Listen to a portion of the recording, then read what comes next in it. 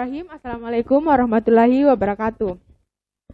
Baik, kembali lagi bersama kami di podcast Klub Jurnalis SMA Negeri 3 Bau-Bau bersama saya Nesti Juniarsi, dan kali ini kita kedatangan bintang tamu yaitu kepala sekolah. Bagaimana Ibu kabarnya hari ini? Alhamdulillah baik.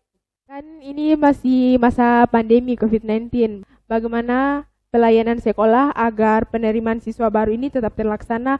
Iya, terima kasih Nesti. Ya, alhamdulillah di klub jurnalis ini saya selaku kepala sekolah SMA Negeri 3 Bau-Bau, saya apresiasi dengan kegiatannya anak-anakku sekalian.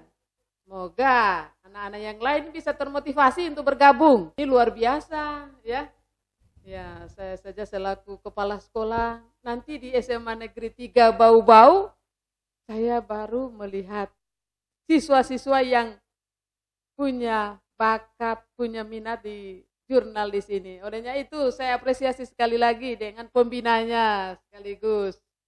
Semoga kegiatan ini menjadi motivasi buat yang lain, terutama buat siswa-siswa yang baru masuk, insya Allah bisa bergabung di tim jurnalis ini. Oh iya, ini kan di masa pandemi. Bagaimana agar siswa tetap terjaga kesehatannya? Untuk sementara kita PLS ini siswa-siswa juga kita masih tetap laksanakan, namun ada trik-trik lain, misalnya pembelajaran PLS-nya secara daring, ya.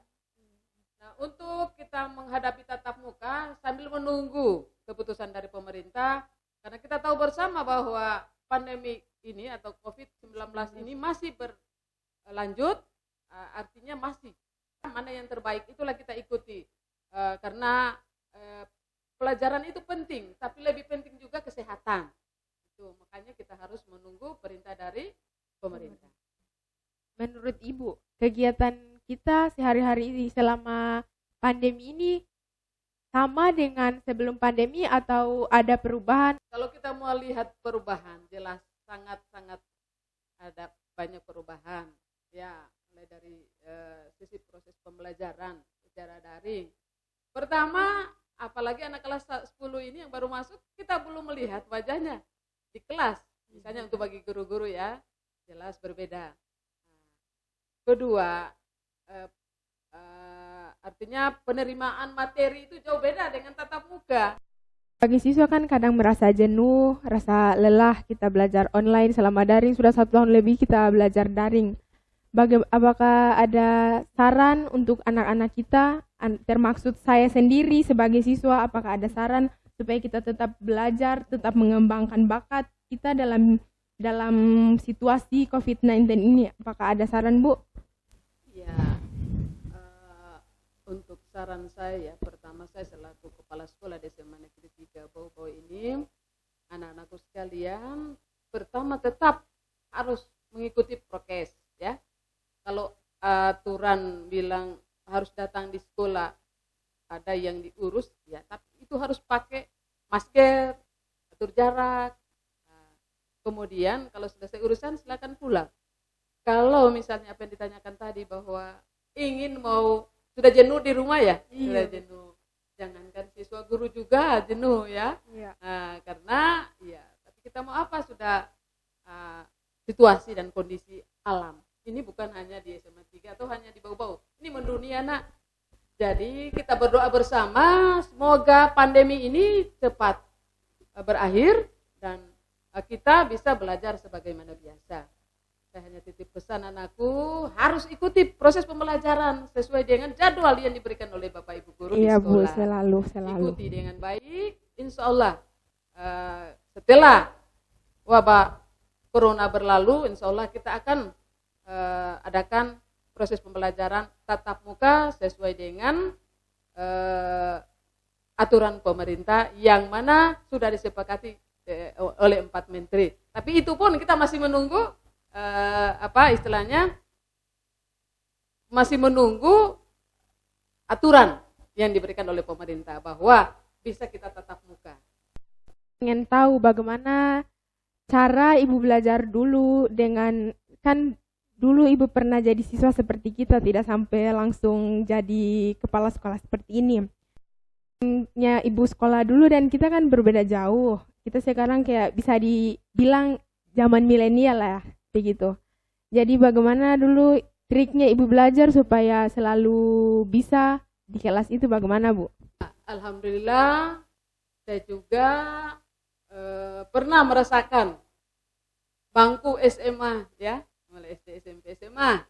Saya tamat di SMA Negeri 2 Bau-Bau di tahun 83.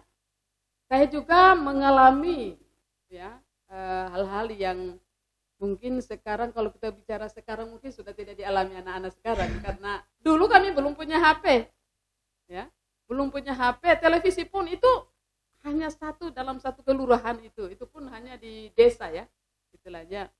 Nah, jadi kita dulu kalau belajar, ya kami betul-betul ikuti itu perintah guru. Mencatat berapa lembar itu kami mencatat. Bayangkan rumah saya dari Kelurahan Bone-Bone, naik di SMA 2 memang dekat, ya, jalan kaki. Nah, hujan, kalau hujan pakai daun pisang. Sekarang kan sudah modern, sudah ada payung.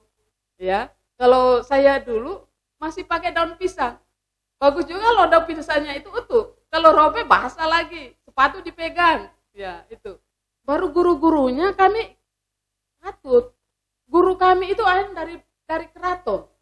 Bayangkan nama Pak Ima Kudus, guru kimia saya masih saya teringat sampai zaman sekarang. Kenapa? Beliau itulah yang mengajari saya tentang bagaimana memahami bidang studi kimia itu. Jalan kaki dari Bone-Bone sampai di keraton. Nah, sekarang anak-anak, ya saya lihat, ya saya mungkin mudah-mudahan ananesti tidak terjadi, tidak dirasakan.